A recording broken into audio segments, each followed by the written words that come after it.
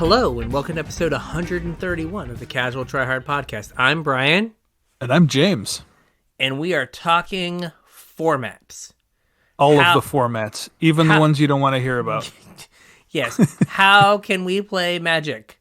Let us do that. Let us figure out how to do that. So if you want to get at us about what your favorite format is, or a format that we might have missed that has come and died, you can tweet at us at CasualTryPod. Oh, I am 100% certain that somebody's favorite format I have forgotten to include on the list. So if you want to tell me how wrong I am for not including your favorite format on the list, you can hit us up at Facebook at CasualTryHardMTG, or you can email us, show@CasualTryHardMTG.com. By the time you're listening to this, Adventures in the Forgotten Realms will probably be up for actual sale. If you're looking to pick up any singles, or if you haven't picked up your Modern Horizons 2 singles yet, because they'll probably be cheap while the focus is off of them and onto Forgotten Realms, please use our TCG Player affiliate link, tcg.casualtryhardmtg.com. After punching that address in, it doesn't matter what you do, as long as you navigate to TCG Player through that address, we will get a small percentage of whatever you purchase to help keep the show going. We really appreciate it. And if you guys want to help us out a little bit more directly, you can do so at patreon.com/CasualTryHardMTG. Patrons get early access to our show notes. I try and post them the day before the show goes live. They also get a special pre-show, which is basically us rambling on about our very mundane lives for, somewhere around about 45 minutes to an hour before the show goes live. It's unedited, contains some maybe not suitable for the general public stuff, but is also kind of just us catching up. And throughout this summer, it's going to have a little bit of the newsy Magic stuff while we're focusing on this Playing on Paper series. So if you want to hear any of that, hop on over to patreon.com/CasualTryHardMTG and throw a couple bucks in the pot. It really means a lot to us that our patrons have chosen to support us, and it would mean a lot if you guys did too. So hop on over there, throw a couple bucks in the pot, and listen to our pre-show. Yes, please. We also might have something special coming later this summer. I know I've been teasing that a lot lately, but I've got big ideas and not enough time to do them. So as soon as we get time to do them, there'll be more. Yes. No, go ahead. As I say, I want to do them too. Honest. We will find time. We were just talking about, I really want to do this, so we'll find time. Yep.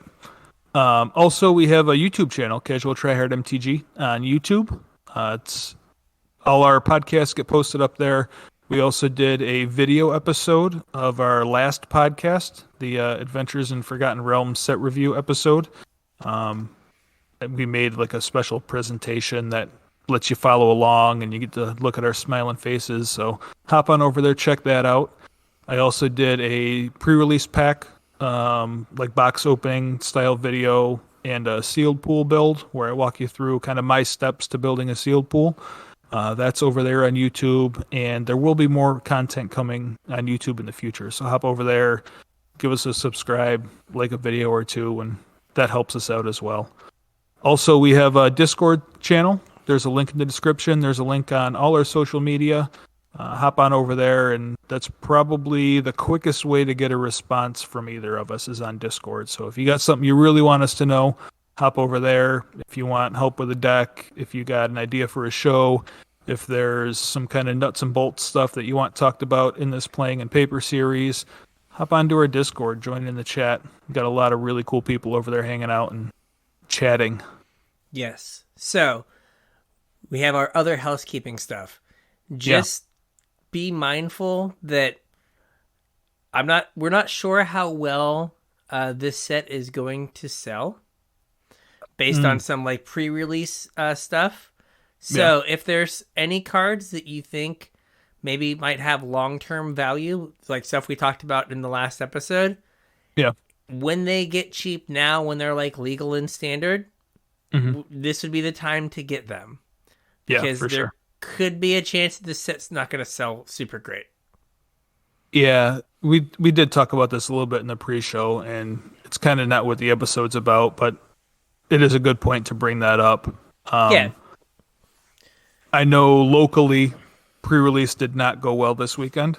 I don't know if that was the case everywhere. And I also have not heard a lot of buzz from the community. I wasn't super checked in this weekend. I had some other stuff going on, but my phone's always in my pocket, and like all of the social media that I follow was mostly Magic stuff, and I really didn't hear anybody talking about Forgotten Realms, pre-release, sealed, draft, constructed, anything. Yeah, I saw a few tweets about it, but that was about it. So Yeah. we're not going to spend a lot of time on it, but I just want to say, like, if, you watch our episode and you're like, oh, yeah, I think that such and such card is going to see play in other formats or something, get it now when, like, the price goes down from the initial rush, because they might be in short supply. Yep. All right, so now for the actual episode. Episode. Which is, as I'm reading it here, formats. The formats! Exclamation point. All right. That's right. So we're going to walk through all the ways to play Magic and kind of the rules about them or associated with them to some degree. Right? The way this is going to be laid out is we're going to start off with I'll call them official formats, the supported formats. And then we'll kind of move into some of the like less popular. I called them failed in the notes, but that's not really fair for all of them. But the formats that don't see a ton of play or that like used to exist and don't really see play anymore, just like the less popular ones. So the first ones are going to be like events that you might expect to find somewhere, and then the other ones are going to be like events that you might show up to as a funsies on a Saturday at your game store that aren't like not something that you're really prepared for, I guess. Yeah. So we're going to break it down into the two main categories of playing Magic, limited and constructed. Mm-hmm. So we're going to start with limited. And limited, the thing that unifies all of the limited formats is you are going to open packs, and in some way from those packs, you are going to build a deck. Yeah, so there's a small card pool. You're only limited to what is opened. You don't get to use your whole collection. It's a limited card pool. Yeah. So the first up is probably what you're most familiar with from pre-release, which is sealed. Yeah, and that's really short of like going to a big Grand Prix or something. It's really the only time you're probably going to play sealed. It's really not that often that like later on in a format's life, you're going to randomly buy 6 packs with your buddies and do like a sealed event. It typically doesn't happen. So pre-release is by far the most popular way to play sealed, or time to play sealed, I guess. There's also been 2 sealed arena opens recently, like they're limited arena opens. And those seem like they're pretty popular and they're going to stay around. So basically pre-release, big GP, and the occasional arena open is when you're going to play sealed. Yeah. I saw the announcement for the next arena open, and it did not say anything about a format. Weird. Okay. Yep. It had the whole breakdown of price structure and everything else, and nowhere in there did it mention so I don't know if this one is going to be a format or not. I do know that it's the weekend that I'll be driving to New York. So. Oh, okay. All right. So sealed is you get handed 6 packs, you open 6 packs, and you build your deck from those 6 packs. Mm-hmm. If you want to go like super in depth on how to build a sealed pool, check out our YouTube channel. There's a whole bunch of pre-release kit builds on there. I try and film one every time a new set comes out. So check those out. Yeah, so pretty much all of your limited formats are a 40 card minimum. Mm-hmm. And secretly, they're also a 40 card maximum because you should only play 40 cards. Right. Also in limited, the entire rest of your pool is your sideboard. So you're allowed to use anything else that you open to modify your deck in between games. Up to and including building a whole nother deck. Yeah, so you'll see some people in sealed. The Cameron special was, and the Carson special was having 2 decks. Yeah, a lot of times they build 2 decks. And just swap one out in between. Yep. Or you could have a red-black deck that's really aggressive, but a black-green deck that is more attrition-y and controlling, and you could like swap the red cards out for the green cards in between games. If you're like, oh, this matchup's not gonna, my aggression's not gonna work out, I need the more controlling card drawy deck, so I need the green cards. Yep. So you can switch a color, you can switch the whole deck, but yeah, everything that is in your pool from your sealed that you open, that's all fair game. Yep. So next up we have draft, and draft is less packs, it's 3 packs. But instead of a sealed pool where you get your 6 packs, you open them, and whatever you opened, that's what you're stuck with. Right. In draft, right, you have more control over it, where you open your pack, you pick a card that you want out of the pack, you set it down in front of you, and then you pass that card to your left. Right. And then the person to your right passes you their pack after they took the one card out. Then you look at that pack, and you get to take a card. So instead of just getting 6 packs that could have 6 rares that don't go together, right? You are actually, as you're drafting, you are building your deck. You are taking cards that go with other cards that you have. Yeah, so your sealed decks a lot of times are very low power level and kind of loosely stuck together. Draft decks tend to be a lot higher power level and a lot more cohesive as well. You can end up drafting like a theme where your cards have synergy and play well together, whereas, you know, if you just open 6 packs, the best you can do maybe is like a reasonable curve with no synergy. You know what I mean? So like the what is it, Cloister Gargoyle from this set? It's 2 and a white for an 0/4. When it comes into play, you venture, and then if you've completed a dungeon, you get +3, +0, and flying on it. So in your draft deck, you can have taken that card and feel reasonably confident that you took a bunch of other cards that allow you to venture, so that card is going to be a 3/4 flyer at some point in the game. Yeah. Where in sealed, if you're playing sealed, it's only ever going to be an 0/4. Yeah, it might be the only card in your deck that says venture into a dungeon. Right. Right? Because you're like, oh, I'm white-red, and this is the only venture card. Like, red doesn't really venture. I don't have any of the other things. This thing's just an 0/4. Cool. Am I okay with that? So, like, cards have different values. But you might need that 0/4 because you only have 21 playables in your sealed deck, and you're like, oh man, I guess I'm going to play this. It has toughness. I guess that's better than playing, 19 lands. It's got toughness. Let's go. Yeah. It'll block. It'll block. So yeah, draft, you're building a deck. And I think that for both James and I, the thing that we enjoy most is like the drafting. Oh, I have said this numerous times on the show. Yeah. So I haven't posted them. I've got to figure out how I'm going to do it. I've been doing all of my Adventures in the Forgotten Realms drafts on my iPad. Like I'll sit with Gavin and but I've done screen recordings of a few of them. Oh, okay. So I might just like put up the draft and just be like, draft portion. Yeah, hey, this deck ended up going 4-2 or 4-3 or whatever. But just talking, like I've got to like sit down and like just narrating the draft and putting that up as opposed to putting up like a 2-hour like video. Just like here's the draft part. But yeah, like it's fun to like try to build a deck and figure out like, what's going to wheel, or like, okay, I can take this card. In the last 3 drafts I've done, the other card in the pack has come back. So I can hope that it comes back this time.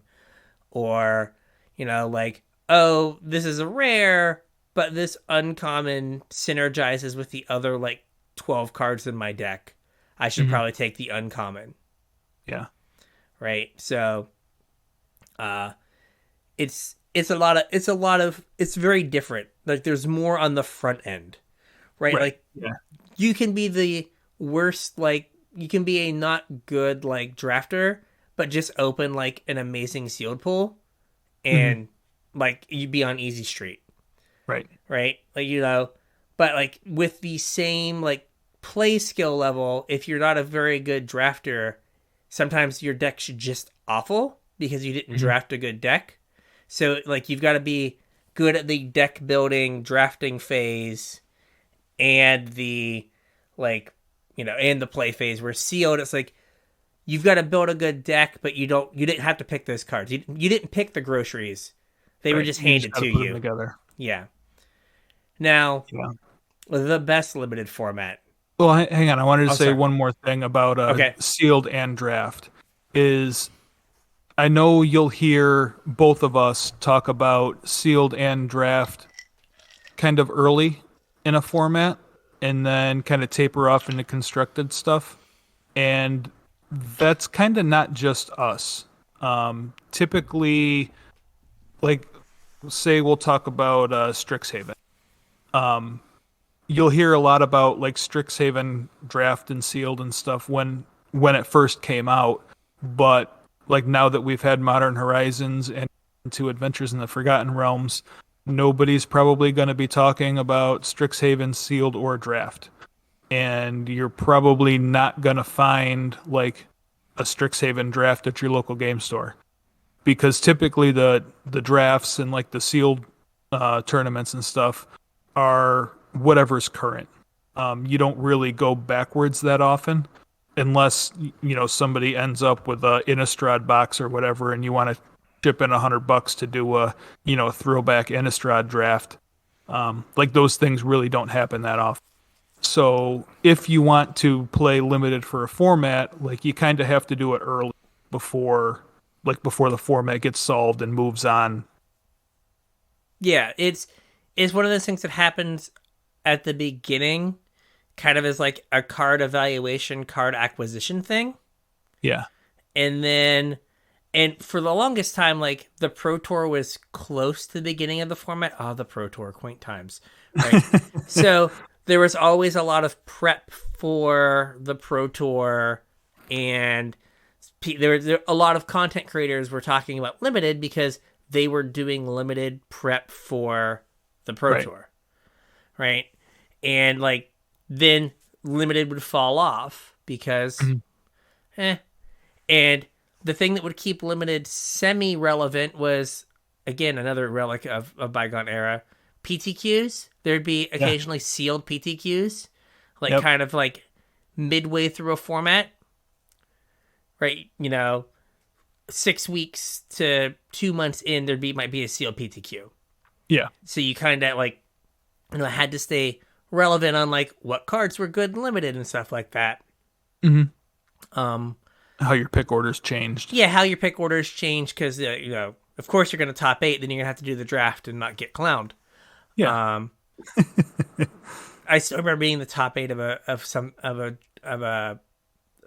PTQ, and the guy played a card that I'd never seen anyone in the format play, and like blew me out. I was like, oh, I couldn't play around that because no one's put that card on the stack in this format. Like he didn't. I was like, oh, apparently he didn't get the memo that the card's not good. It's great here, but no. So for the most part, yeah, it is a very like beginning of the format thing, and it rides on the excitement of new cards, for sure. And then as the excitement of new cards wears off, the excitement to open packs and play games. But I know our game store is different, but I for the longest time only drafted. Like I would just go in and like draft every Friday night. Yeah, that was one more thing that I wanted to talk about before we move on from draft and sealed, is kind of as we're talking about, especially through this first section with like the competitive formats, is like where a new player would fall into some of this. And that's important to talk about with draft and sealed because like that's the best way for new players to get cards. Like short of, buying singles to build a specific deck. You don't really want to just crack packs because you're not really going to get paid back that well. But if you can crack packs for a draft and, get some enjoyment out of building drafting a deck and playing that deck and maybe win some prize support, like then you don't feel so bad about cracking packs. So if you show up to your FNM, like say you have a draft FNM or whatever, that's a good way for like a newer player that might not have like a fully built out collection to start accumulating cards. Especially like when fall rolls around because that's when rotation happens.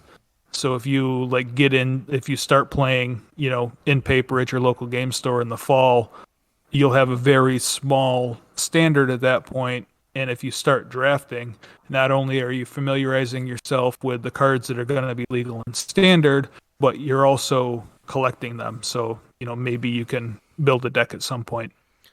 There's also the being on an even playing field. So when I started playing, I started drafting because I showed up to play constructed and just kept getting clowned because like my decks weren't as good as the people I was playing against.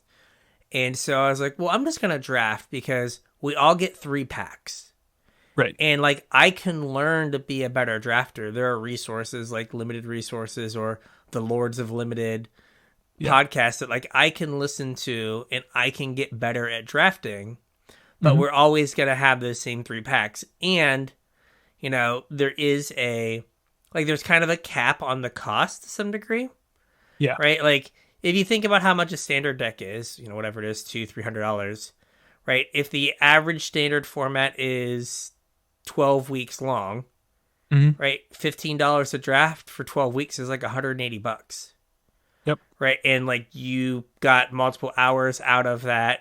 You could like sell your rares back to like defray the cost. If you're like, I'm just going to be a drafter. And like, that's fine. There are people that only draft that never play constructed. Yeah, absolutely. And so like if that is a thing that you can do that like kind of, puts kind of a cap on the cost and it's a skill you can develop and get better at over time. Yeah, it also kind of lessens the learning curve. I mean, you have to learn how to draft, which is like a whole unto itself, but you don't have to learn 6 sets worth of cards. Yeah. You only have to learn 1 set worth of cards. And how that 1 set goes together. Right. As opposed to how all 6 go together. And modern limited sets are kind of on rails, where like you look at the uncommons in the set and it's like, oh, the blue-white card says, all of your ventures happen twice. So I should probably venture in the blue-white deck. Right. And the red-black uncommon says, oh, hey, all your creatures get bigger if you spend treasure mana on them. I should probably make treasures in my red-black deck. Like, it kind of even tells you what to do. Right. So, yeah, you can figure it out. Now, to the best limited format. Now to the best limited format. Mystery Booster Draft, right? These are cousins. It's Cube. So Cube is a curated list of usually 540 cards that someone has like picked and poured over for hours on end. And basically you take these 540 cards and you make 15 card packs out of them. And then you draft those packs. Right. So much like in a regular draft situation, right? There are archetypes within the color pairs, sometimes multiple archetypes in the color pairs. Yep. And you're drafting a deck, but the deck is way more powerful than the deck you would draft in like a regular draft format because the cards themselves are way more powerful. Right. and the formats are better supported oftentimes. Yeah. So the upside of this is it's a very like fun, unique experience, but there is Mhm. a lot of work for at least one person on the front end. Oh yeah, tons of work. Like, And cubes are not cheap either. Even if you like have a common and uncommon cube, they're not cheap. yeah. I have talked to a couple people when I started getting into this proxy thing. Hmm. I have talked into a lot of people that are doing like full cube, having full cubes proxied, Yeah, I mean that makes perfect which sense. cuts the like the front end cost down substantially. Like you can have a whole cube printed for $130. Yeah, like cube is the like I like watching and doing like vintage cube Yeah. because it lets you do kind of the like crazy broken stuff that I like to do. Hmm. But like you get this like unique play experience like every time because it's a singleton thing, and maybe you're drafting a deck that could really use a natural order, but natural order wasn't in the cards that got used. So Yep. when you do 540 cards, you have 8 people with 45 cards each. So that's Hmm. what, 350? Right. 360. And so there's 180 cards that don't get used in your cube. Right. So So you could have like entire archetypes hiding in that yeah, or 180 cards. you've drafted a deck and you really need Kiki Jiki, and Kiki Yeah. Jiki's in the box still, Right. right? So you're like, well, I guess my blue red deck is like blue red tempo because I don't have the Kiki combo in it. Okay, Yeah. right. So you have to be mindful of like what could possibly not show up. Yeah. So it's not like you just always get to draft like blue red every time and know you're gonna see a Kiki Jiki, Yeah. right? So it's like you have that tension, plus like you just get to do fun stuff. And there's all kinds of different cubes. There's vintage. There's legacy cube, which just takes out the power 9. Hmm. There's like I think less successfully on modern Magic Online. There's modern cube. Oh, There's I have there's never seen that. there's modern cube. I've seen like there's the arena cube. Hmm. There are people that just have cubes. It's the mono green cube. But yeah, there are just different versions. And if someone says, "Oh, I have a vintage cube," their vintage cube and someone else's vintage cube are not going to be the same. Right. Yeah, it's very much whoever built it. It's a labor of love. Yeah, like if I was building a cube, it would definitely have Storm in it, and other people might be like, "Ooh, I don't like Storm." Like me. Yeah, I don't. I heard your audible. Ugh. Right, but I'd be like, "Oh, I want Storm in my cube, so I'm gonna make sure that like there's Storm, so I can draft the Storm archetype." Yeah. And other people would say no, or I'd be like, "I want Reanimator," and someone else would be like, "Well, Reanimator doesn't lead to fun games for this reason and this reason." And it's like, okay, so they don't have Reanimator, and they have a different black red archetype, right? They might have black red Sacrifice as their archetype or something. Hmm. So it's varied. It can range from only commons to the power 9, but And it gives you everywhere in between. yes, and it gives you the draft experience. But instead of, as James will tell, James says, having to play with crappy draft cards, you get to Bad play with limited decks. yes, you get to play with actual like real cards that are your decks are closer to constructed decks. Way closer. Yeah, I mean, depending on the cube, like you could have a pack of entirely rares. Like your Yeah. entire pack could be rares. Yeah, like the best. Basically, it's a lot of times the best limited card from each format Yeah. is in your pack, Yep. right? And then cards that like were never supposed to hang out together. Like, what if somebody really loved like Khan's draft and they were like, "Oh, I want to have Morph as a supported archetype." So you have the Morph cards going all the way back to like Onslaught. Invasion, Onslaught and Invasion block Yeah. mixed with the Khan stuff mixed with like a random morph from like Modern Horizons, Or right? Commander. Yeah. And so like you get to also see these cards that were never supposed to hang out together. Yeah. And if you were playing a constructed format, would never get to hang out together, interact Right. with each other. Yeah. I mean, So you get to play True Name in your fish deck. yeah. It's like, oh, this is great. So this is limited, and there are a few forms of limited that have died, that we'll There talk are. about later. But Yeah. this is the limited that you can actually like possibly play now. Yeah. So real quick as a recap, um, I think all limited formats. I can't think of any that vary from, but they're all 40 card minimum, and the rest of your pool is your sideboard, and you can change at will. Like in between games, you can sideboard in and out, no limit of cards. Like I said, when I play sealed, it's pretty frequent that I build more than one deck, just in case the first one doesn't work out, or I like, you know, to call it the James Okey Doke. Like in between games, like, oh, I switched it out. You weren't prepared for that. You can sideboard out your whole deck. So no limit on sideboarding. Whatever else is your sideboard. 40 card minimum, and there's also no borrow. Like however many copies of a card you end up with is how many you can. Yeah. So if you end up with like, you know, 6 counter spells in your Modern Horizons draft, you're just that monster now. Yes, you are. You are certainly blue white. Yes.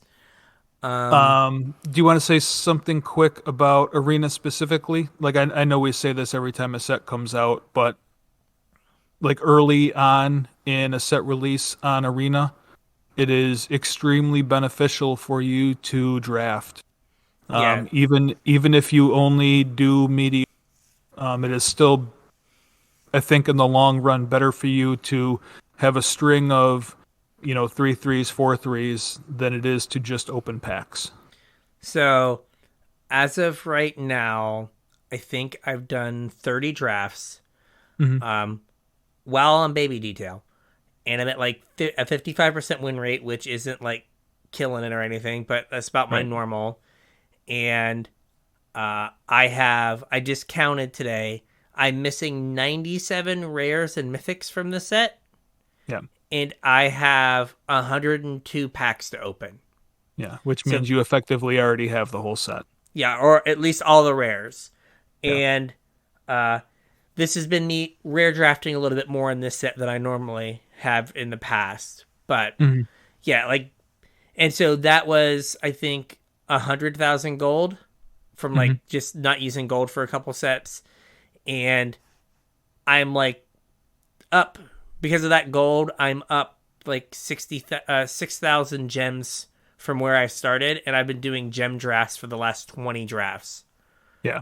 And so I'm a positive 6,000 gems Yeah. from spending all that gold. So yeah, you can. That's the way to like make your collection. And I know some people are like, we've talked about, oh, I don't want to play limited. Like I've played limited for a week or a week Yeah. and a half, and it's just like, oh, I'll do this on my iPad, and Mm-hmm. then get in a game here and there. It's not like I'm like just grinding drafts constantly. It's like, oh, the baby's asleep. I'm gonna get in 2 games real quick before my shower. Okay, cool. So stuff Yeah. like that. Another argument that I've heard is that I don't like limited, or I'm not good at limited or draft or whatever. And like kind of getting into different formats makes you a better Magic player in general. Yeah. So like maybe you only play standard. If you play historic, it will make you a better Magic player because you will like see interactions in historic that have like an analog specific standard format. Same goes for modern and legacy and pioneer. Like if you venture out, it'll teach you more about the game that you can carry over into whatever your preferred is. I know, like, I didn't really understand sideboarding at all until I started playing modern because it's like such a crucial part of that format where, I mean, obviously you sideboard in standard, but it's not as important in standard as it is in modern. So when I started playing Modern, it really kind of drilled into my head and taught me how to sideboard. And same thing goes for Limited. Like you'll pick up on synergies in a Limited format that you can carry over into some of the other formats. And like in general, it will make you a better man. Yeah. Agreed. And like if you're not good at draft, like the only way you're ever going to get good at draft is to draft. Mm-hmm. And I know it has been de-emphasized in recent competitive Magic, but competitive Magic. Yeah. But for years, right? One measure of being a good Magic player was your ability to play Limited. Like look at some of your favorite pros and how many of them are Limited specialists. Yeah, there's a bunch of them. A really good portion of like anybody who you would consider, a Magic pro is very good at Limited. Yeah, because like you have to be to be, it's 6 rounds out of 16 and you can't just like go 0-6. Right? You have to like be good at that format. And that was always kind of a measure of who was good at Magic, right? I think a lot of times people that were good at Limited are held in higher esteem than people that were good at Constructed. Yep. Right, by like the other pros. Right. All right. Now for the Constructed format. There's other 10 rounds in the in the defunct Pro Tour. All right. So we have the one that everyone knows and for the last 20 months has tolerated, and that is Standard. So real quick before we talk about Standard is, like I said, we had a whole bunch of questions and comments about formats. And I think some of that stems from not knowing where people fit into I'm going to call it a hierarchy of formats. So the way that we're going to talk about these is from the smallest format to the biggest formats, more or less. Okay. Like card pool wise. So something like Standard is going to be a lot easier to buy into and to learn the format than Vintage, because Standard has a lot smaller card pool.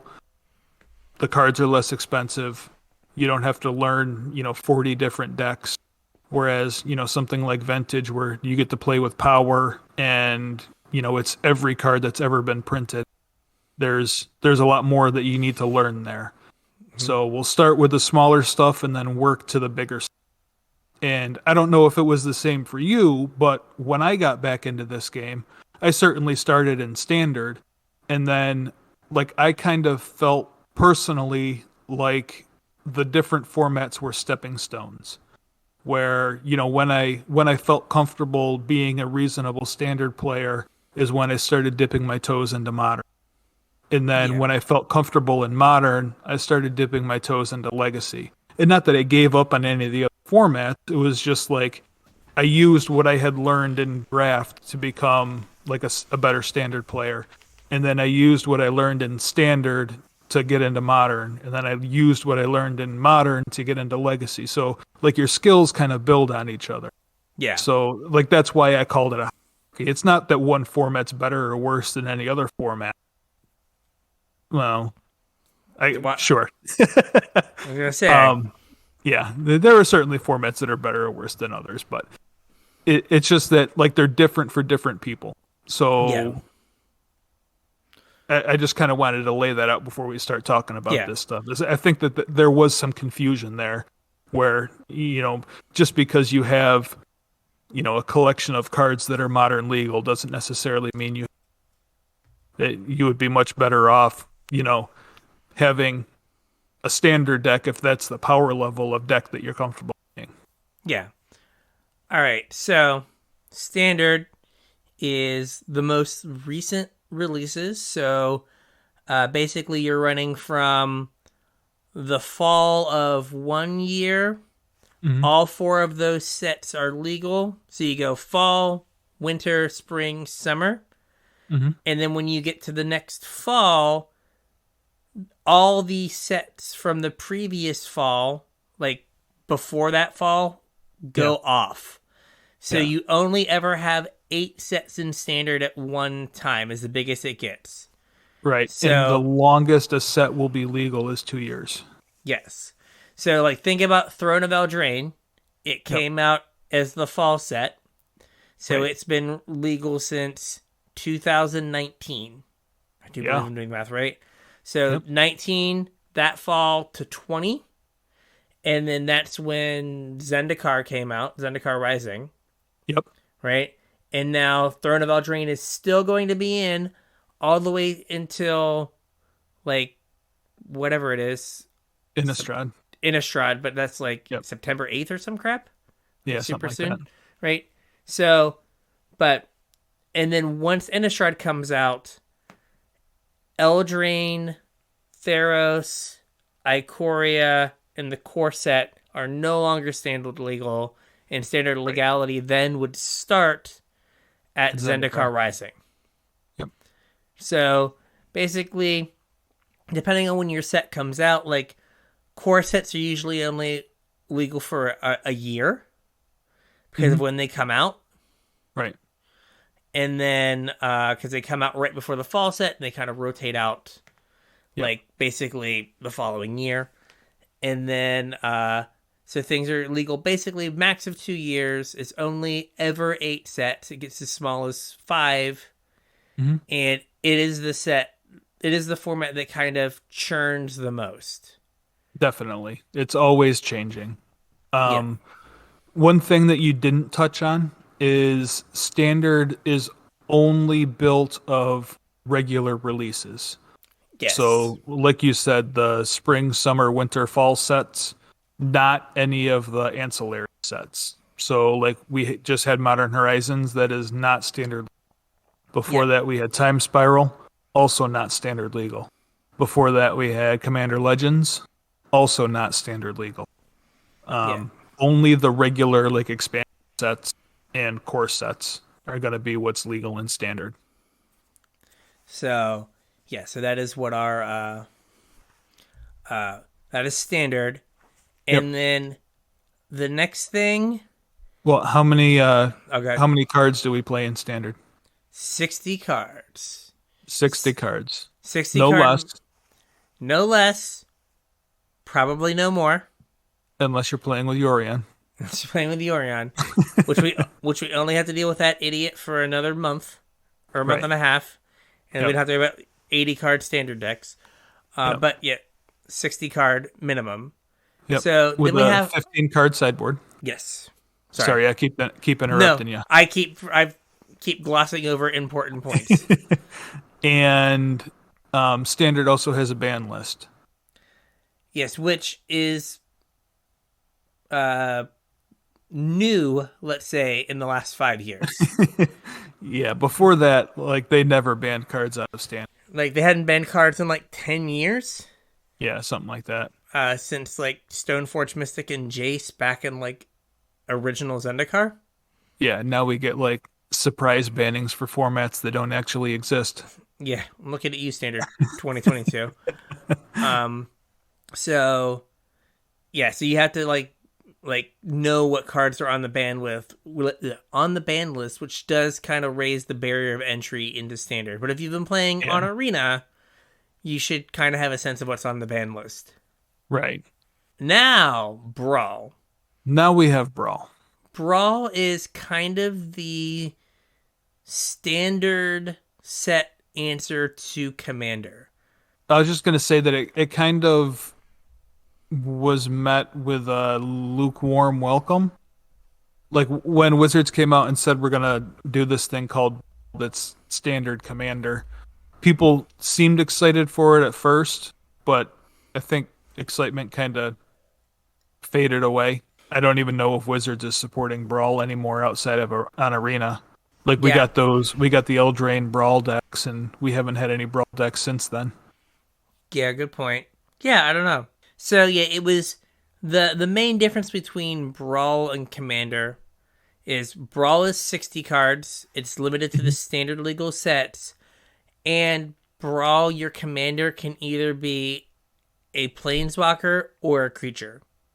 Right. Commander, unless it's one of the like handful of planeswalkers that say can be your commander from like Or a is pre Grist. or is Grist, Yeah. planeswalkers cannot be your commander. Right.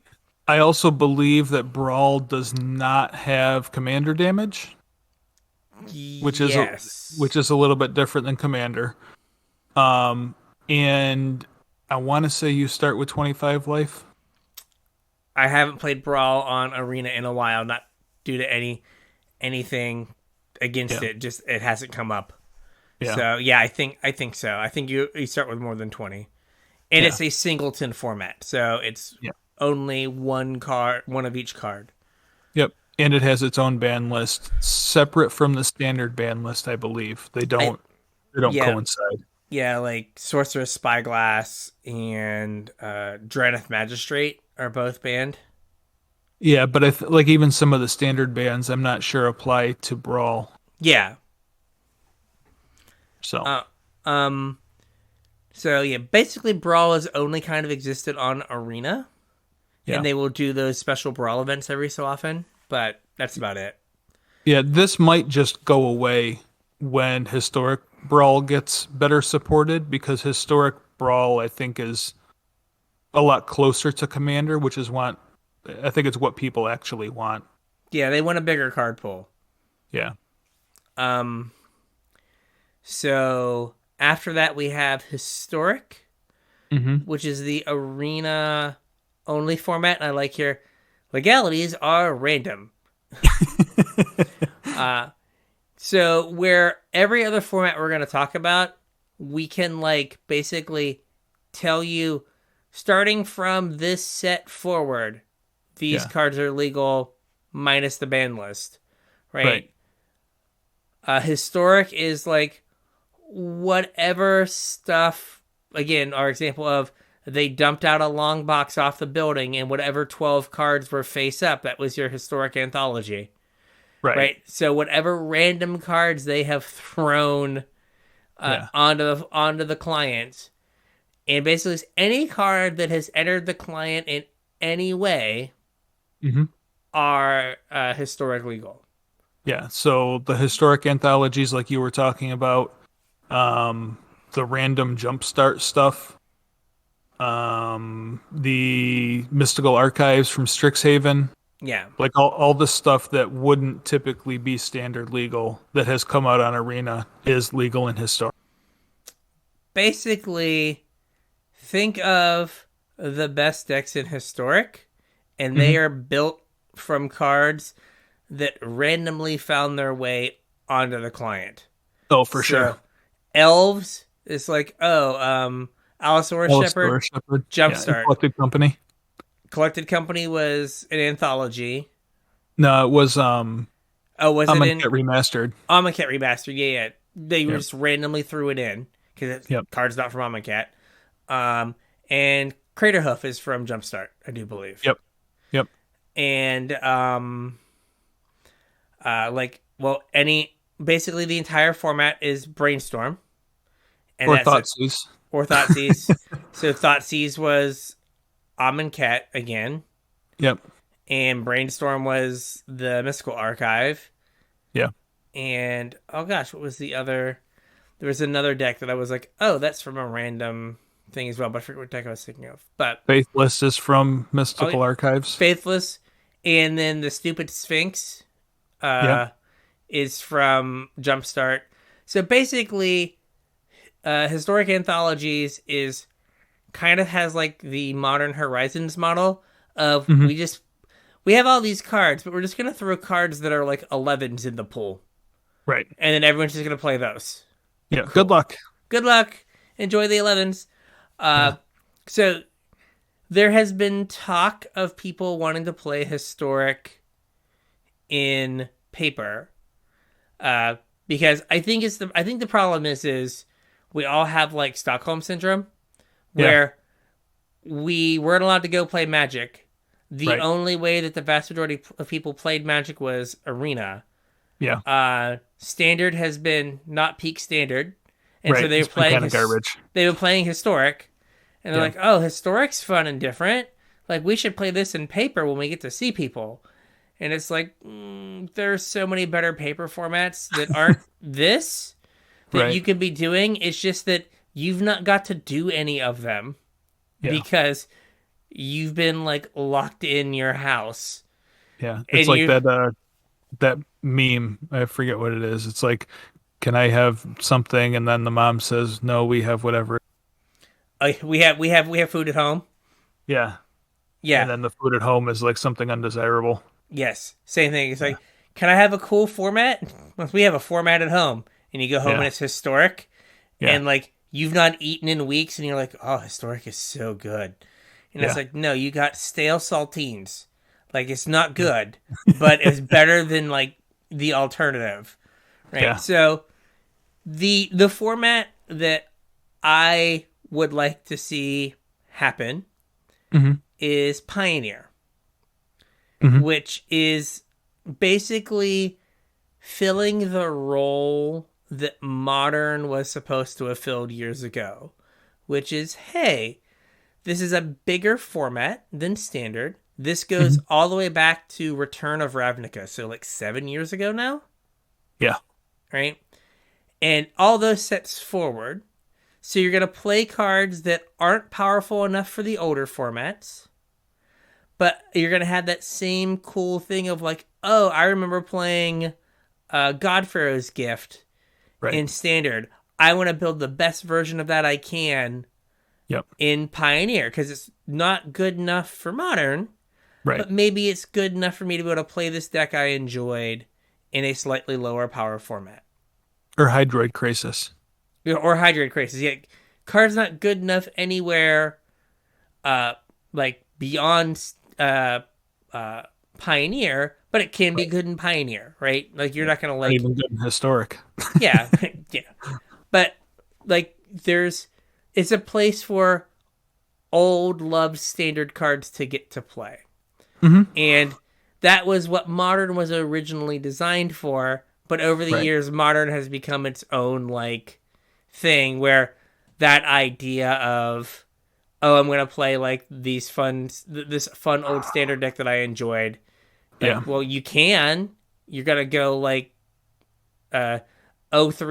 0306, but Right. you can. Well, and like I think that happens naturally over time too. It does. Like, I mean, at some point, Pioneer's going to be the same way. It is. It is. As formats get bigger, they just get more powerful.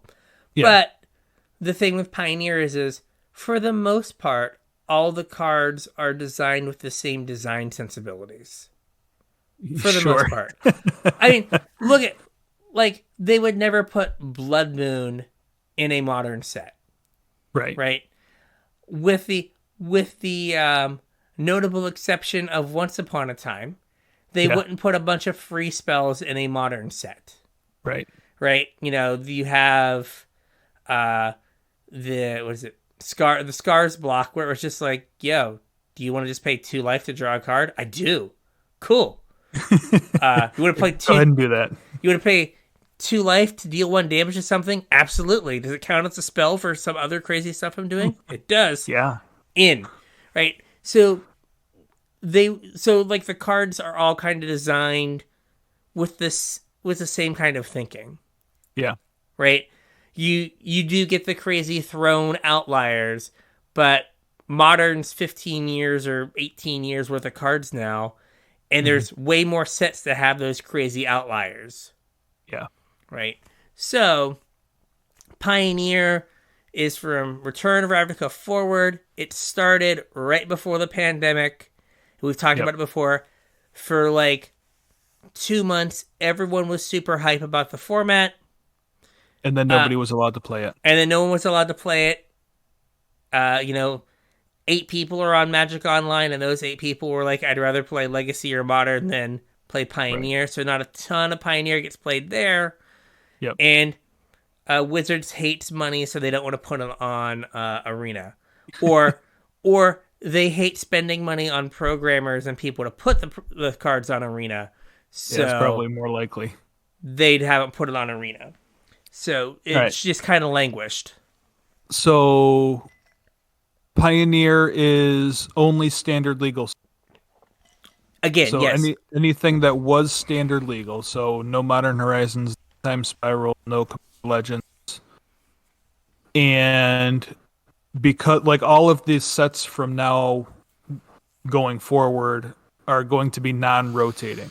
So like we said, standard every fall, new like sets fall out of standard. All of the sets from now on don't do that. Like wherever the start point of the format is that's it. Like those sets will forever be legal in all of these formats. Yes. And then also 60 card minimum Again, yes. with a 15 card sideboard. Correct. All right. And its own ban list. Yeah. So I think a major selling point for Pioneer is right. It's at a higher power level than standard, a lower power level than modern, but because the cards are currently significantly newer than modern cards, Yeah. right?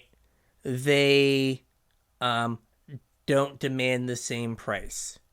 Yeah. So Like when the pandemic started, what was the most expensive card in Pioneer? Thoughtseize?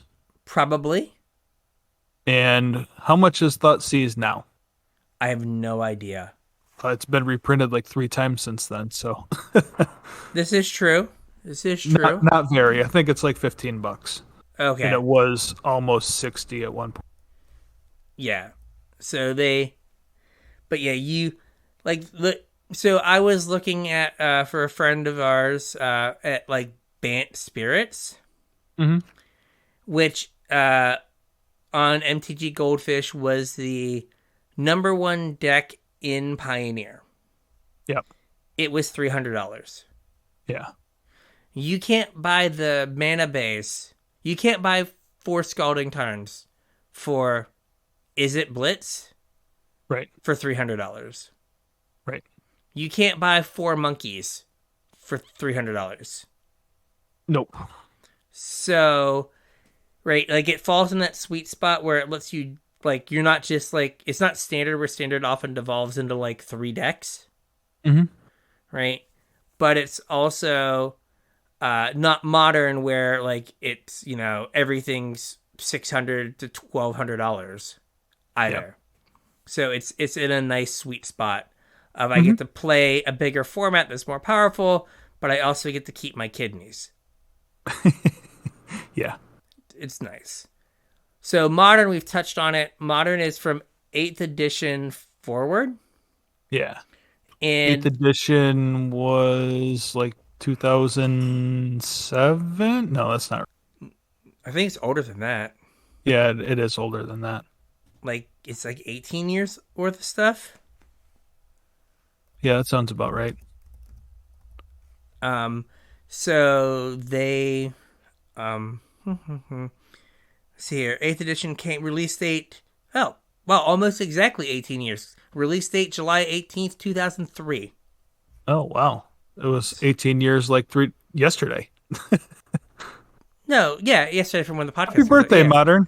Yeah, happy birthday, Modern. So, the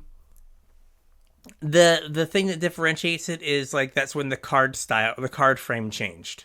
Yeah.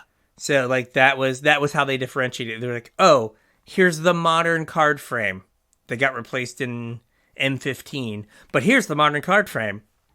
Let's go. Yeah. So it's the modern card frame, so it's the modern format. So it's only standard legal sets plus the 2 most recent Modern Horizon sets. Yeah, this is where it kind of gets tricky because the Modern Horizon sets include reprints from older formats. So it's all of the standard legal sets plus the reprints that were in older formats that are in Modern Horizons plus the new Modern Horizons cards.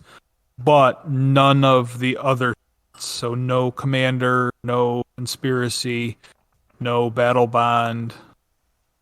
Yeah, I'm sure I'm missing some others. Basically, no Jumpstart. it's all standard legal sets plus sets that have modern in their name. Yeah. Right? Because you have all the Modern Master sets. They're all reprints, but Modern Masters, legal and modern. Modern Horizons, legal and modern. Ooh, that's another thing that we should touch on real quick. Okay. Is reprints. Just because a card isn't from a standard legal set, like what's a good example? Tarmogoyf. What? Tarmogoyf. No, well, I was thinking something that's standard legal, like Siobhan Dragon. Okay. Say you have like a revised Siobhan Dragon. Even though your revised card isn't from a set that's legal in standard, if the card is standard legal, you can still play that. Yeah, so as long as the card name is legal in the format, it doesn't matter where you printed. When the card was printed that has that name, you're good. Right. So Duress. That's a better example. Yes. Duress.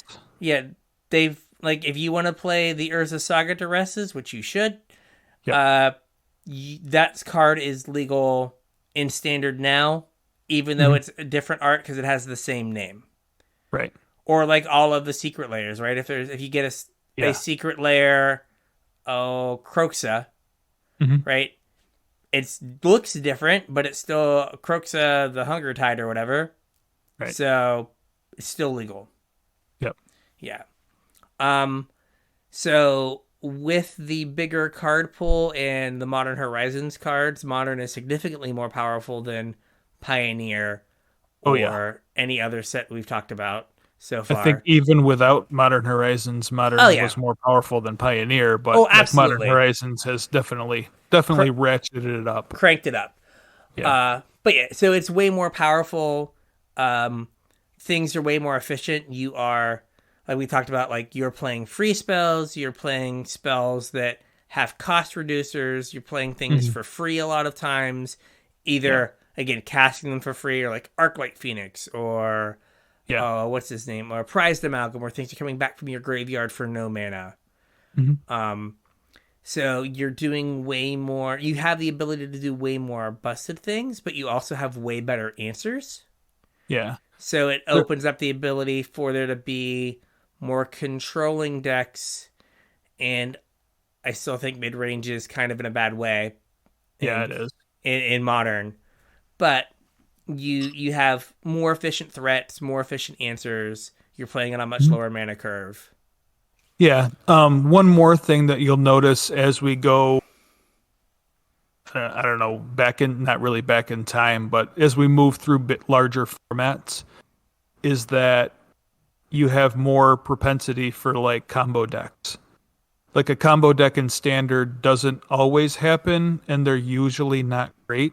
And then like Pioneer, we had the inverter decks, which were kind of a combo deck. We also had the Underworld Breach deck, which was definitely a combo deck. But like that was kind of it for Pioneer. Like there's a bunch of combo decks in Modern. A bunch. Yeah. Basically, if you look at the Pioneer ban list, and then you look at my pile of foil cards that are Pioneer legal, basically it's just a collection of banned combo decks out of that Brian bought that are banned in Pioneer. But yeah, as you get bigger, like I talked about in Cube, hey, these two cards that were never supposed to like interact with each other get a chance to interact, right? You know, as the format gets bigger, you have the kind of random design mistake from one format interacts with like innocuous common from a format 10 years later to do something broken. Yep. And like, what do we have? Kiki Jiki and the Snoop. Kiki Jiki Snoop with Bogart Harbinger. Yep. Right? Like an uncommon from Lorwyn. It's like, I have Snoop, I play my Bogart Harbinger, I put a Kiki Jiki on top, and I go infinite and win the game. Right. Cool. And like that never supposed to happen, but it's just because those cards were so far apart that they can't not design cards in standard. Well, they choose to not let how cards in standard will interact with other formats stop them from making cards. Right. So it's just a bigger, more powerful format. The other thing as we go back in time or back in larger formats Mhm. is the price goes up kind of exponentially. Yeah, modern Pioneer is definitely more expensive than standard, and modern is absolutely more expensive. Yes. And then we go back to Legacy. Yeah. And Legacy is the the first thing that we can kind of maybe call an eternal format, Yeah. where it has basically every card through Magic's history, with the exception of a ban list, is legal. If it's Yeah. printed in black border, you can play it in Legacy. Yeah. You said something interesting there that I want to break down real quick. Is you called Legacy an eternal format? Yes. Sometimes you will hear people refer to modern as an eternal format also, but they mean that it doesn't rotate. Yes. Legacy is different. Like it also does not rotate, but it's basically the whole catalog of Magic sets. It's like you just said, anything that has been printed in black border is on the table for play. Yes.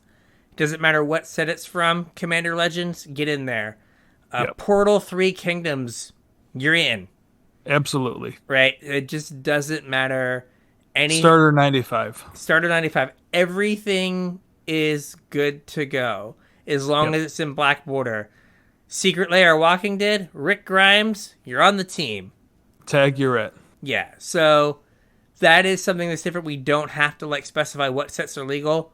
All of them are legal as long as the card has a black or I guess a white border. The differentiation is silver bordered cards like from the unsets aren't legal. And gold border cards. And gold border cards. Yeah. So it has a wide range of decks. You said that you watched someone, Anzig, do a tier list of 51 different reasonably competitive Legacy decks. Yeah, this was like 6 months ago too, and there are like whole new archetypes that have been birthed since then. Yes. So, yes. So like 6 months ago, he did a tier list and had like his viewers, rank the different decks on a tier list.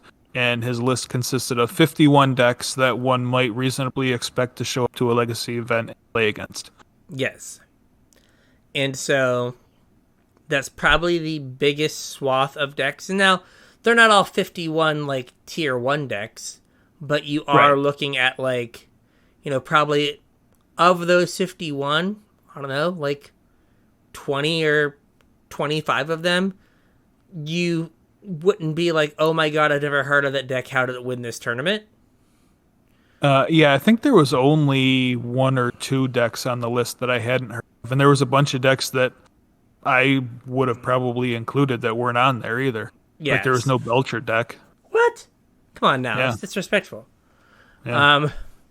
He plays a lot of blue, so Belcher's not a problem when you play 8 force effects. But yeah, so it's a format that has a wide range of options, and it has, Modern has gotten some of the oh hey, my opponent's tapped out, but I still have to think about what I'm playing around because they can play a spell for no mana. Right. And that is something that was for, up until Modern Horizons 1, only a Legacy thing, pretty much, other than Surgical Extraction. Right? So, you have to worry about free spells or spells that have some random weird alternate casting costs. If your opponent controls a forest, you can cast this for free. This 5 mana spell that's just basically Aether Gust. Or just put it back on top of your library for free.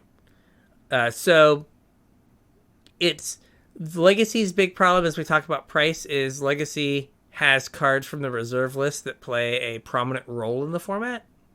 Yeah. And so every mana base is thousands of dollars. Yes. So it just makes it difficult to get into. Yeah. Because of that. And that's why we, James has proxied a bunch of decks that, in no way could you confuse them for real Magic cards, which I think is important. Correct. Right. but like so you could like actually play the format and not have to just like hear us talk about it. Right. And the other place that it is alive and kind of well is Magic Online, but some of the some issues have arisen with the recent Modern Horizon set. Yeah.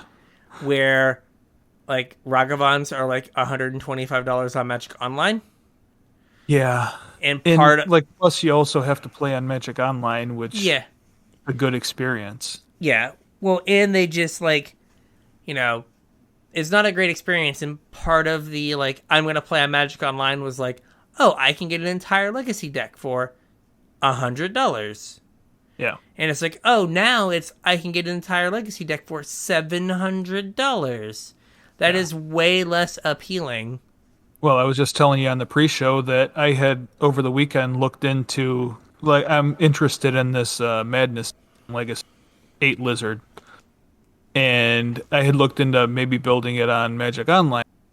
The deck looks sweet, and the whole deck was like $220, except that $66 of that was tied up in 4 Angie's Ravagers, which is a $2 card from a Commander product. Yeah, but just because the way the Magic Online economy works, it just doesn't. Right. You don't get that card. Yeah, they don't exist. Yeah. So, and as soon as someone like decides to play it, they really don't exist. Yeah. So. Yeah. So Legacy, I think is like my favorite way to play. Like, it's so cool. Like when you show up for a Legacy tournament, you really have no idea what to expect. Yeah, you can just play against the most random stuff. Like, oh hey, I guess I'm playing against the Pox player. Let's go.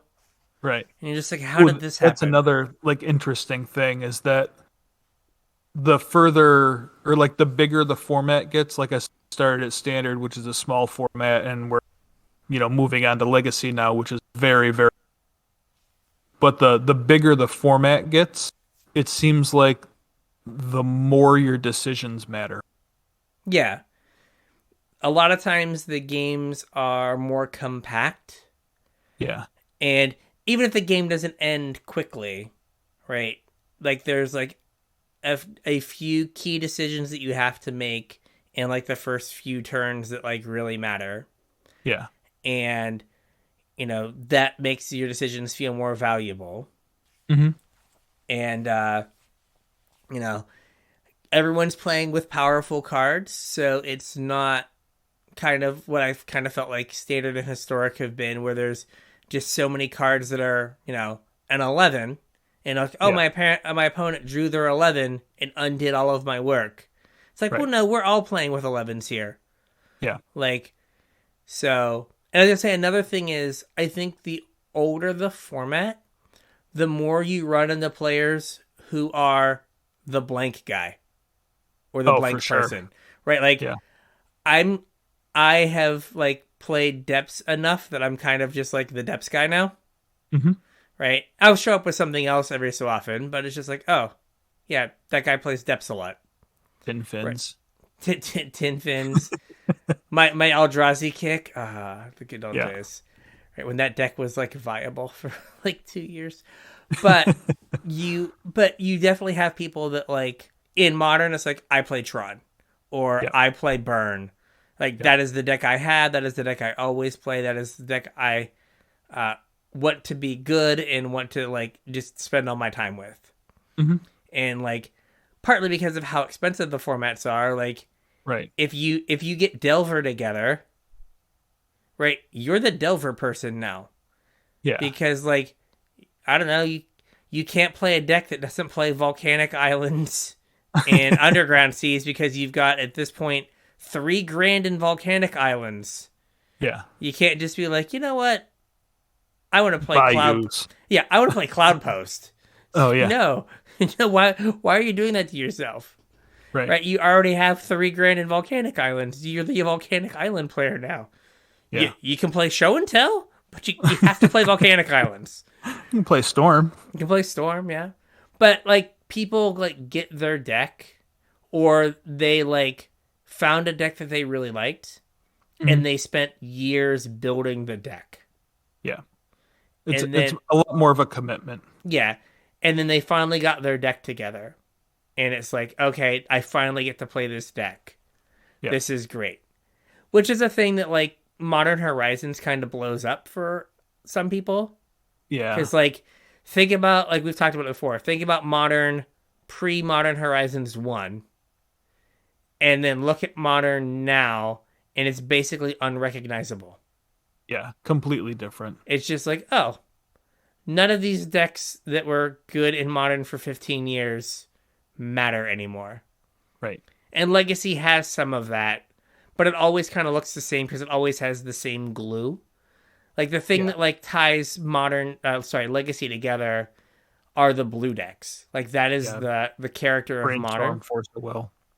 Brainstorm, Force, Ponder are like what always makes that format look the same.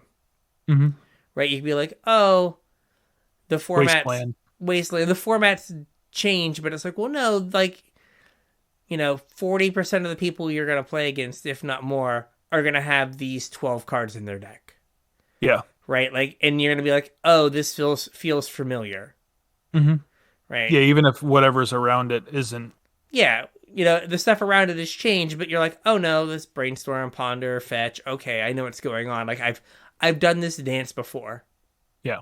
As opposed to, Standard always is changing, and Modern with the Modern Horizon sets, like, every 2 years is just, like, Snow Globe shook up.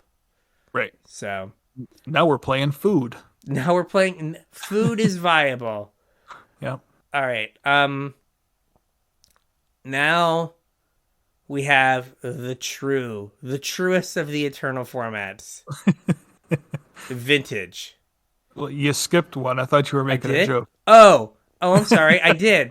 I thought you were making a joke there. No. Sorry. The truest of the eternal formats. There you go. Commander.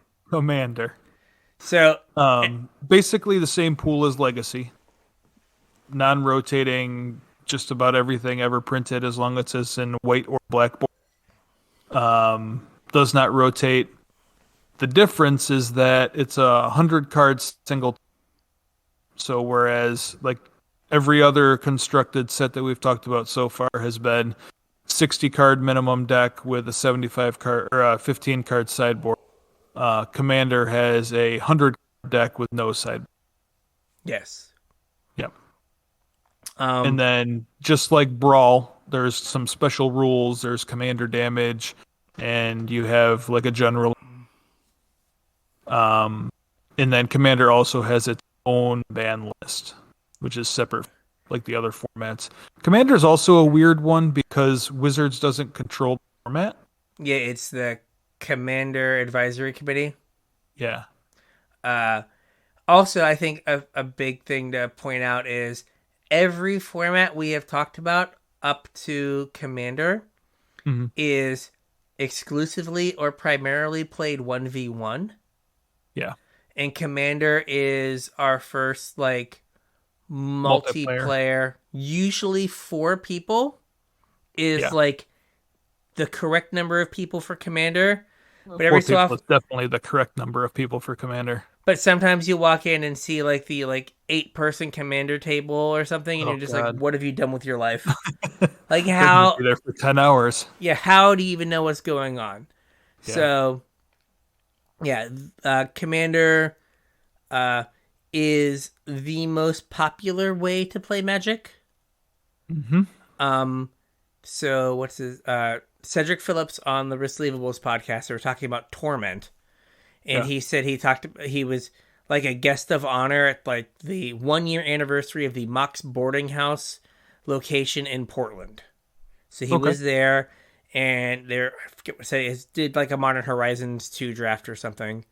Mm-hmm. And everyone he played against and he talked to, he was like, "Oh, so what's your favorite format?" And he said every single person said Commander. Yeah.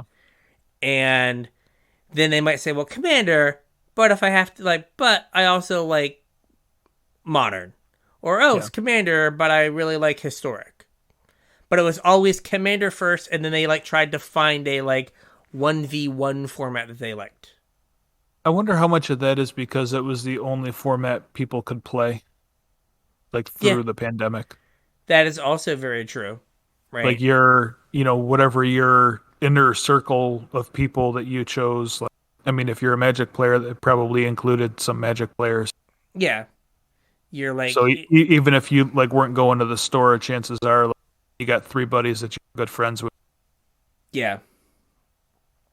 Um. So now we get to vintage. So Vintage. vintage is similar to legacy in that every card in Magic's history that's ever been printed in white or black border is legal. Mm-hmm. The only exceptions are The anti cards. the anti cards and any card that has requires physical dexterity, like Chaos Orb. Right. And then there is, instead of banning cards, they will restrict them to only one per deck. Right. So you could play with all of the Power 9 as long as you only had one copy of each. And like, and then there's like random cards, like Chalice of the Void is restricted. Demonic Because Tutor is restricted. Demonic Tutor, I see like Sol Ring. Trinisphere. Yep. Yeah, so cards from shops, and then like other really powerful cards. And then, so we said anti and dexterity cards. Is Loris still banned? It is. So Loris is the only card that doesn't require anti or throwing the card around. That Did they ban Zerda? Zerda? Yeah. I don't. The red white. Yeah. I don't think. I'm not sure though. Zerda might be banned also. Uh, Zerda's banned in Legacy. yes. But the reason that like Loris is banned in Vintage is because like it being restricted doesn't really matter because of like the companion rule.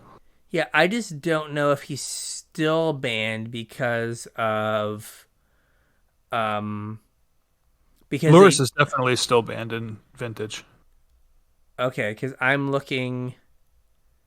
So there are 25 conspiracies, 9 that reference anti, things that throw or are racist, and then Oh yeah, I forgot about those cards. yeah, no, he's not on the ban list. Did he get unbanned? No, I'm pretty sure he's still banned. All right, we're gonna. This is the content people crave here. Yeah. Is Sorry, guys. It's us typing. Loris is legal in Vintage. They unbanned it when they put the tax on him. Alrighty So then. Loris had been banned until they, for even a while after they changed the commander. Yeah. But it is banned in Legacy? Yeah. I didn't realize Loris was banned. I forgot Loris was banned in Legacy. Okay. I mean, it just like. Oh yeah, it's no. Free with LED. Yeah, well, yeah, but so I forgot. Yeah. Okay. Good to know. No Loris. No Loris in depths. Yep. So, yeah, but so we are back to the regular way, which just the anti cards, the racist cards, the dexterity cards, and then all the cards that someone has heard about, basically on the news that is like this card's like $10,000. Those are restricted, right? And then just random busted stuff. Yep. Also, so yeah, a lot of fast mana, Sol Ring, Mana Crypt. Yes, I think that most people have never played a game of Vintage outside of Magic Online or like proxies. Right. And Vintage is a format that is hard. Like, you are so far removed from actually like playing Vintage. Yeah. like that people aren't interested in playing Vintage. Right. Like, I think most decks have some number of Moxen and a Black Lotus at the Yeah, very minimum. yeah, you're just so far from it. Not Yeah. that like, not that the what's it called? You're Is it like not a house away from a Legacy deck. well a Vintage deck? Your car from your Legacy deck. Well, no, I meant like the gap between Vintage and Legacy is like a Oh house. yeah, is a house. Yeah, exactly. Yeah. Yeah. So yeah, it's just so I'm hoping that Legacy doesn't go that way where people are just like, oh, this is too much. Oh yeah, I forgot that Zerta was banned in Legacy. Zerta's Yeah. still banned. Yep. Awesome job, design team. Combos with Grim Monolith. Yeah, and Basalt It's just, Monolith. All the yeah, monoliths. just all of the mana. All of the mana. Yeah. I'm hoping that Legacy doesn't go the way of Vintage. I don't think it will. Just because like there's more of a player base than there ever was with Vintage. Like Yeah. there's more Legacy players now than there like has ever been Vintage players. And at least while there's still a memory of Legacy, I know I don't care about Proxy Legacy. Like if No. you want to sit down across from me and have, as long as you put a little bit of effort in proxies, I just want to play Legacy. I don't care. Yeah. As long as it's not like copy paper with something, put a little bit of effort into it and we'll sit down and play a game. It's 100% acceptable. Yes. Whereas I think Vintage players aren't super cool with proxies for the most part because like they spent a house on their deck and Yeah. they expect you to as well. Yeah, and I think a lot of them, like they've been playing for like ever. I mean, Right. even like I don't know if it's on here, like 93, 94. I did not include that on Yeah. here. So as the name implies, it's for cards printed in 1993, 1994. There is Right. definitely some snobbery that I know in some tournaments. It has to be the original printing. It has to be a copy printed in 93 or 94. Yes. Yeah. And it's like, I want to play Sarah Angel. I have this one from 7th edition. And they're like, get that garbage out of here. Right. And it's like, not cool, guys. Not cool. Yeah. Um, Or I want to play my Ice Age counterspell because I like the art better. No. Nope. Nope. It's like, oh. Yeah, so. But I have foiled Secret Lair counterspells. No. No. No, you're ruining my aesthetic. I want to pretend I'm 12 and it's 1993 again. Yeah. I hope you can buy beta basics. Yeah, good luck. Yeah. And then the professor's favorite format from Tulare Community College is Pauper. Yeah. Which Pauper is like the whole catalog, just like we were talking about with Vintage and Legacy, except that it's all commons. Yeah, so it has a lot of the power level of Legacy and Vintage. Mm-hmm. But you can build a competitive Pauper deck for $40. Yeah, I think most of them are somewhere between 40 and like X. Yeah. I think the problem is like getting people to play Pauper. We've tried a few times, and this was years ago, to get people to play, and it just didn't take off. But I think it was also because it was kind of a one-off. I think it was something that like there was always like Pauper, or like in the rotation, it might have taken off. But it does also have the hard part of like you show up and then no one shows up, and then you stop showing up as well. Right. Right. But Pauper, with the crazy price of Magic cards and the death of competitive Magic, or so it seems, right? Mm-hmm. My big knock on Pauper was always like, why do I want to get good at Pauper? It doesn't lead to anything. Yeah, but neither does anything else anymore. Yeah, so like, why do I want to spend $7,000 on a deck when I can spend $7,000 on 100 decks and just have all the Pauper decks, right? Yep. And so, it makes sense that it's a way to play powerful, interactive Magic and not break the bank. Yep. Like the power level. I mean, there's certainly Pauper decks that are, higher power level than modern decks even. Yeah. I mean, you get Brainstorm, you get Ponder, Yeah. right? You get Preordain. Those are all cards that are banned in Modern. Yeah, I mean that the Squirrel Storm deck that's popular right now wins like on On turn 2. yeah. Yeah. So, uh, which, Modern's a turn 4 format. Yeah. So, uh, yeah, so it definitely lets you do different things. Also, disclaimer: do not buy the Squirrel Storm. It will get banned. It is going Probably. to get banned. Yeah. So that is a format that is at least worth looking into. Like if you have a group that wants to play Magic and they Hmm. don't have a ton of money, like Hmm. Pauper is a way for you to do that. Yeah. I think the most expensive card in the format used to be Oubliette.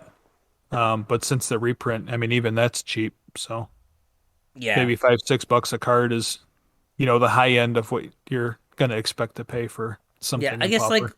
isn't Lotus Petals like probably the most expensive card in format now, right? Probably at like $10. Yeah. So Yeah. all right. So that's all of the formats that you currently kind of stand up chance to play in. For the most part, they're all governed by the Magic Rules engine, right? Right. Right. The giant book that I assume that sits in Mark Rosewater's like bedside table of Yeah. the rules. But I wonder if there even is like a paper copy of the rules anymore. yeah, it might just all Probably be not. online. Yeah. I mean, we could make one. We could print it out and I could get a 3-hole punch. We could make one. It would be huge. It would. There's a lot, a Yeah. lot, a lot of rules. Yeah. Um, so, but the way those rules are enforced are different, Right. right? And there it's even going to be different now than it was like a year ago or whatever because there's not really professional play anymore. Mm-hmm. So most of where you guys are play is at your local games. Yes. Right now there's no plan for GPs, no plan for PTQs. And that's really the only places where like the rules levels or enforcement levels be, stricter enforced. So Yeah. there's basically 3 levels of rule enforcement. There's Yes. casual, competitive, and professional. And the penalties change for each one and like I guess leniency changes for Yes. basically anything at your local games is going to be casual rules enforcement where for the most part you and your opponent figure out what happens. There may or may not be a judge. There may or may not even be somebody for you to call and ask a question to. It's for the most part between you and your opponent what happened, mistake Yeah. the Like, intent was. yeah, usually if there's a mistake made, you can be like, hey, man, can I take that back? Yeah. Right. And if you don't know how an interaction works, a lot of times, even if there's not like a judge, Yeah. I'm out of practice. Arena's made me Yeah. soft, but I always used to say I was a 0.5 level judge. Yeah. Like I wasn't a Same here. real judge, but like most of the interactions that confuse people would be like, oh, I've seen this before. It works this way, Right. or oh, this card and this card they interact like this because of this and this, right? Yeah. But like if you were like, oh, like what layer are we at? I'd be like, I don't know. Leave me alone, right? But like the basic like stuff, like someone usually can help you out.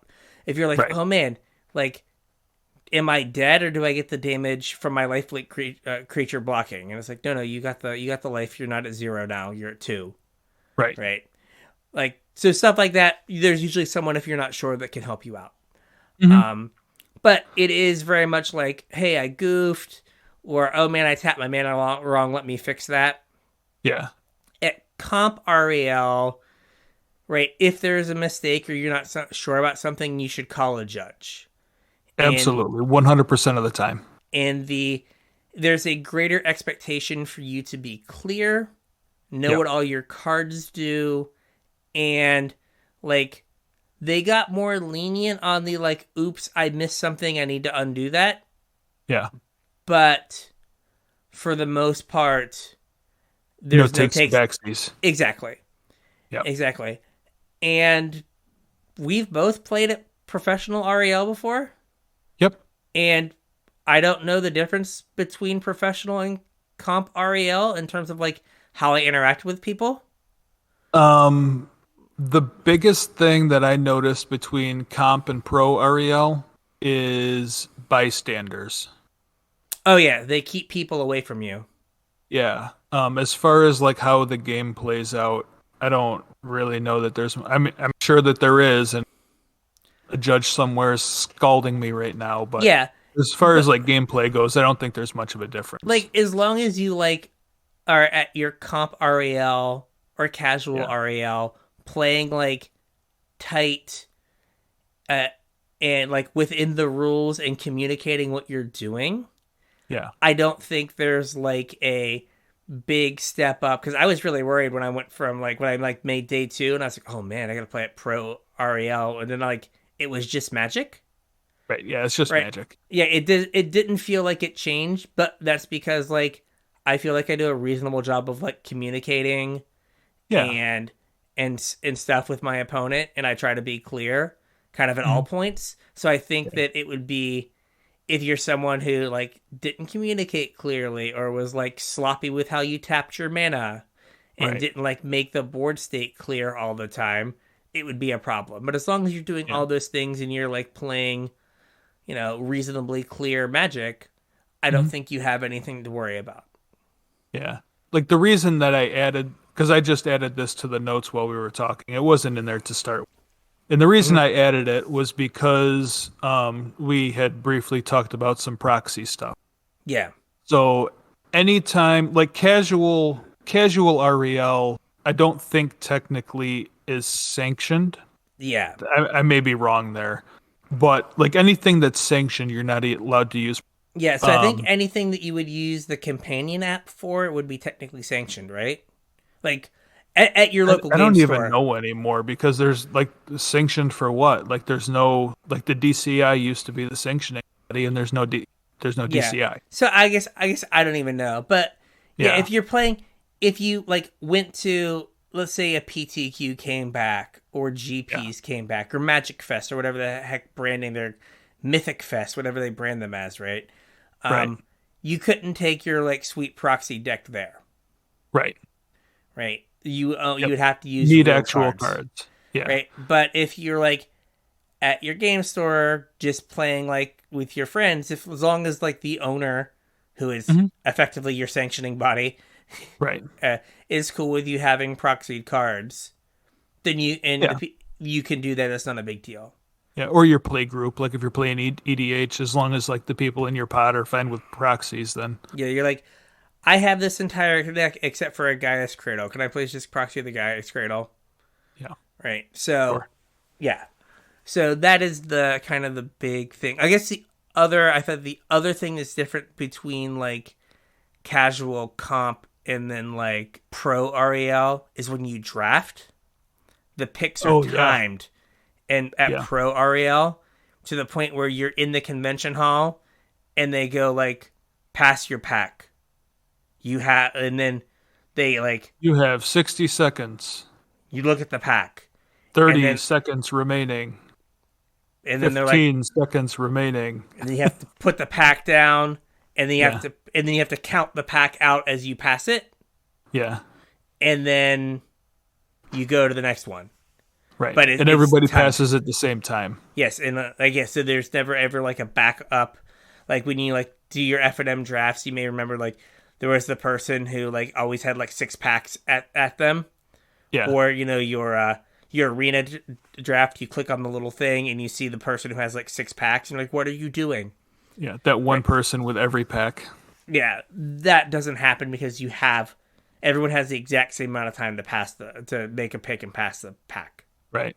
So basically, you're going to be playing it casual, REL the most, Yeah. and then if there's an event where it is at comp REL, you're usually told about it. Oh yeah, There's there'll usually be a like judge and there'll be a players meeting. yes, and they'll be like, "This is at comp REL," and you're like, "Okay, cool." Yeah. Right, and then pro REL, Lord only knows if we'll ever have that again. So Yeah, I really don't know. yeah, Probably not yeah. would be my guess. casual is there. Just play within the rules and make sure everyone's having fun, basically.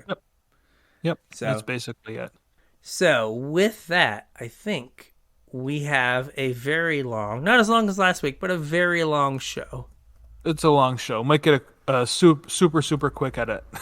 Yes. So that was all the formats. Hopefully you guys are all clear on them now. If there's something you want to get clarified, you can try to tweet at us at CasualTryPod. If you want to ask us why we didn't talk about your last Judge Tower game, you can hit us up on Facebook at CasualTryHardMTG. Or if you want to tell us about your sweet Rochester, you can email us, show@CasualTryHardMTG.com. Like I said at the top of the show, if you pick up any